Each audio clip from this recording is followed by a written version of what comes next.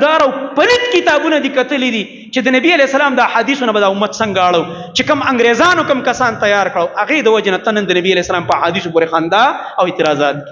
دا خپل دي لګوي انځه بل مازه پلیت انسان ته په صحیح بخاری باندې اعتراض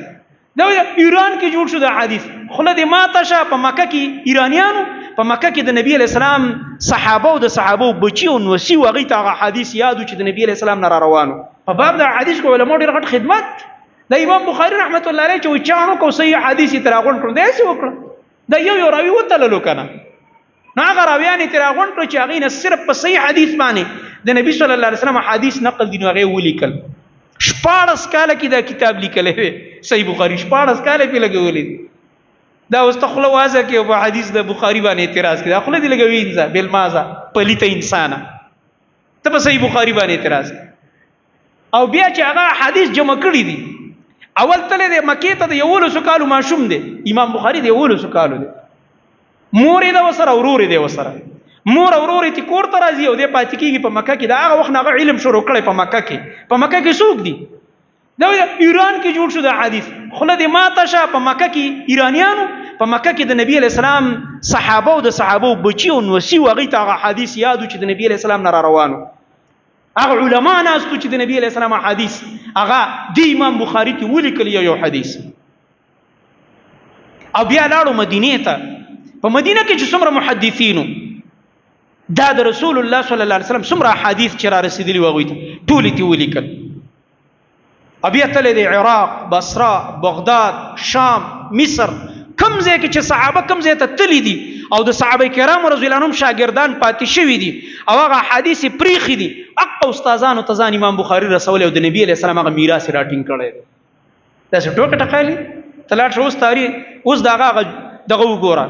تاریخ وګوره هغه نقشه راوچته کړي په دنیا کې په کم ځای کې ګرځیدل په حدیث پس اوس ته د دې لپاره د جاز ټیکټ کې چې دغه ملکونو ته او هغه پیدل او پاسونو پوخانو د مزلي کړي او د رسول الله صلی الله علیه وسلم حدیث را جمع کړي او چې کله یو مسله لیکي اول د قران آیت راوړي امام بخاری د عادت ده تا دا خی چې دا مسله په قران کې ده آیت راوړي هغه نه بعد را درتلان دي احادیث د نبی علیہ السلام شروع کی چې دا مسله په قران سره ثابت ده د نبی علیہ السلام په حدیث ثابت ده سمه را وګڼډی را کلکه کی دا مسله شک شوبه د ختمه کی دا د سره تیر شي او دا انګا بنګا والا چې بخاری په خوب کې نه دی لیدل صحیح بخاری او امام بخاری په حدیث اعتراض کوي تا صحیح بخاری لیدل په خوب دی خو چې قران ته ګوري قران غلط وای دا څومره چې موږ وکړه چې د مولاتوب نوم په پروت دی دا د قاریتوب نوم په پروت دی او دا صحیح بخاری په حدیث اعتراضات کوي دا خو هغه جاهلان دي اجهل خلق الله چې قران ته ګوري او غلطي وای معنی غلطه کوي ته په قران نه پويږي د قران په الفاظو نه پويږي فاتل فند حدیث د نبی علیہ السلام علمی میراث د شوای زنا لایق ما ز پويګم نه یا ز د انګريزانو د ایجنټانو شاګرد یم کوم چې د انګريزانو ایجنټانو کتابونه لیکلي دي چې خلک د نبی علیہ السلام نه واړي هغه مرداری می قتل دا هغه جراثیم را کران نه وتی دا وای بیا صفه خبره ولنه کې مونږ خو در باندې پوهه کوبل څوک باندې نه پوهه چې تا کې دا جراثیم د کم زین ران نه وتی دي دا د انګريزانو جراثیم دي د انګريزانو انجکشن دي او د انګريزانو چې کوم ډریپونه تا ته خطلې دي هغه مردار او پلیت کتابونه دي کتلې دي چې د نبی علیہ السلام د حدیثونو به د امت څنګه اړو چې کوم انګريزانو کوم کسان تیار کړو هغه د وجنه تنن د نبی علیہ السلام په حدیثو پورې خندا او اعتراضات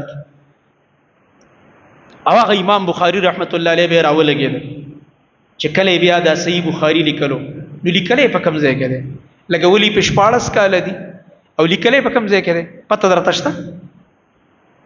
زما استاد غوندي ګناهګار انسان ما استاد غوندي ګناهګار انسان اسی زه تانه ته پوس کوم چې ته حرم ته لاړ شي څه د ګناه اراده ورل کې راش تا ته څه د ګناه اراده ورل کې راش او بیا چې د کعبه خواته ناسسن چلل ته به د ګناه اراده ورل کې راش کم خوف به کوم تقوا دا د اوس 15 صدې خبره درته کوم 15 صدې خبره ده امام بخاری به چې حدیث لیکلو په مکه کې وو